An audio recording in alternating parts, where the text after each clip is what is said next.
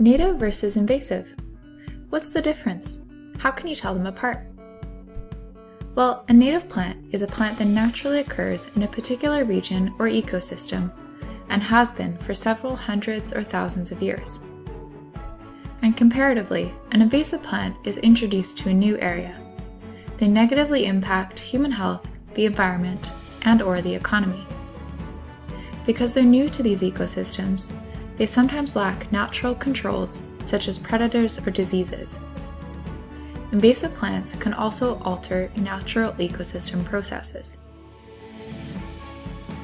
Let's look at our first plant pairing, English holly and Oregon grape. Holly is an invasive plant. It has bright red berries and spiny, dark green, evergreen foliage. Oregon grape is native and also evergreen, but it's characterized by its dark bluish-black berries. It's a smaller plant than English holly, growing between 1 to 2 meters tall, while English holly can reach up to 10 meters in height. Although they do both have spiny leaves, the English holly leaves tend to be a little bit waxier than those of the Oregon grape. Next up, we have lamium versus goutweed. These are a unique pair because they're actually both invasive species. They have similar leaves with white or gray markings. However, goutweed does not always have these duotone leaves. Lamium and goutweed can also be distinguished from each other by their flowers and smell. Lamium flowers have 4 nutlets and are small, yellow, and have orange or brown markings. Goutweed flowers are small, white, or sometimes pink, and are arranged in flat-top clusters. Lamium has a distinctive, unpleasant odor, while goutweed smells a little bit like celery when it's broken.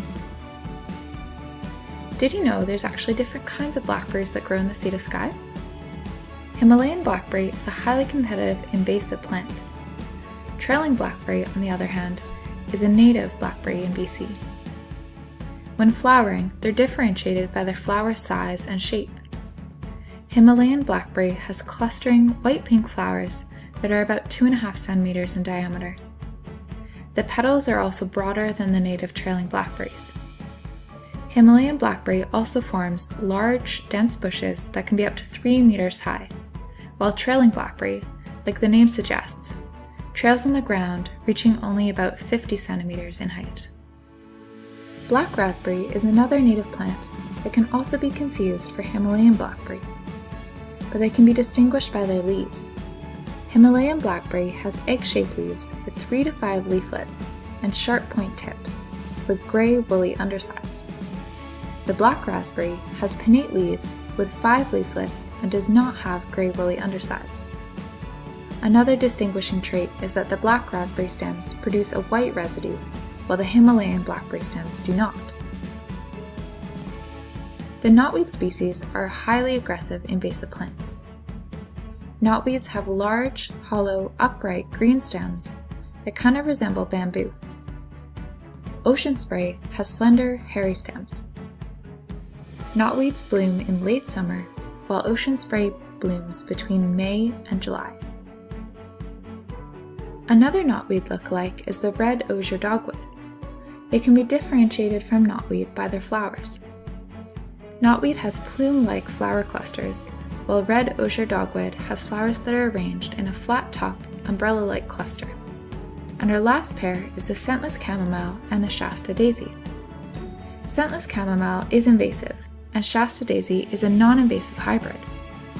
Scentless chamomile has finely dissected, smooth leaves and reaches between 15 centimeters to 1 meter tall.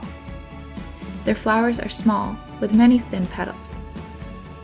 The Shasta Daisy resembles the oxeye daisy, but the flowers are much larger, and has a big root ball, not a creeping root system. Shasta Daisy is easily recognizable by its large size. Thanks for watching and learning about invasive versus native plants. Check out our website to learn more.